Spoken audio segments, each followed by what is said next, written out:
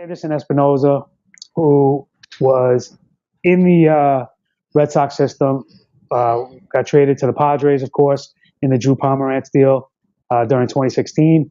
Major League Baseball has him as the 13th overall prospect, the Padres' number one guy, and the fourth pitcher in the minors right now. The guys ahead of him, Giolito, Alex Reyes, and Tyler Glasnow, all figure to graduate this year. So conceivably, Anderson Espinoza right now is the number one pitching prospect in the minor leagues. He'll only be 19 in March, and he's likely at least 2 years away, probably a little bit longer. So you're going to have to wait a little bit, but it's not that long in dynasty circles. If you're a dynasty league owner, you're used to waiting on guys at least 2 years. So it's not really that big of a deal. But provided he stays with the Padres, he gets a great home park to pitch in. My big question to you, Ralph, is should people be going all in to trade for him now before he becomes untouchable? Or do you have any reason for pause with him? Because this is the opportune buying window for a guy who, like I said, for all intents and purposes, number one pitching prospect right now, because the other three you're not going to be able to get. Yeah, I don't know. I mean, personally, he's not my number one pitching prospect. There's probably like 4 or 5 guys ahead of him in the minors. We'll talk about a couple of them today. One being Martes, who we'll get into in a minute. But I like Espinoza. I was very sad the day that I was coming back from a company outing, my company's summer outing, and the first thing I do, I turn on the radio and I find out the Red Sox made a trade. I'm like, oh, great. What do they get? Well, they got Drew Pomeranz and they traded Anderson Espinoza, and just panic went over my face. I'm still sad about that trade. It's one of those classic Dave Dombrowski kind of moves where they shouldn't have made a move when they did. It's all sort of besides the point. It's me crying as a Red Sox fan. I'm sad to see him go. I wish they had held on to this guy. There was no reason to move him, especially when they had an opportunity to then reverse it when they found out that there were some structural issues with Pomeranz's elbow, but they didn't, Dombrowski being the salty old dog that he is, he stayed with his boy. But as for Espinoza, I think it's probably a good time to probably trade for him in dynasty leagues. His value could jump significantly, especially if he has a good year. That being said, if he has a bad year, if he's a bad first half, all of a sudden his value is going to tank.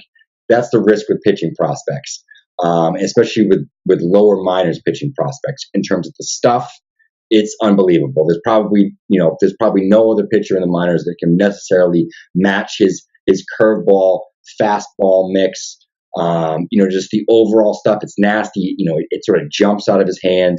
I know the numbers weren't great when he was with the Red Sox last season. One of the reasons they said for that is they were trying to get him not to blow the fastball by these low minors hitters. They were trying to get him to work on his off-speed stuff, throw some of that. I don't know if that's true. The Red Sox don't exactly have a long storied history in terms of developing pitchers, particularly over the last 10 years or so. So I have some questions about that.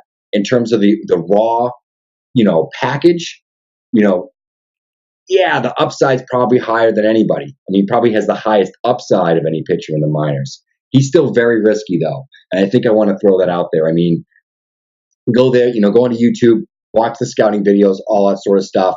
He's got the great fastball. Like I said, he spins a great curveball as well. He needs to develop some of his other secondary pitches to go along with those 2+ pitches. And then I think he sort of gets to his at least his floor. There's still some question, though. He's still got some bullpen risk. I think it's similar to any sort of low minors international pitching prospect in particular, because they're not coming from a particular program. They weren't in all these camps. It's just a little bit different. I mean, it was a great find by the Red Sox. He's obviously blossomed into a top pitching prospect. The stuff is really good.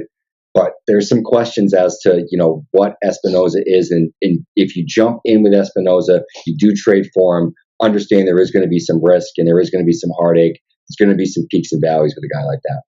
Yeah, let me just reemphasize and clarify. I was saying he's MLB.com's fourth overall. Yeah, I understand. Just to clarify for our audience, not just you. I know you understand. He could be, that position could vary depending on what list you choose, and it could be the same.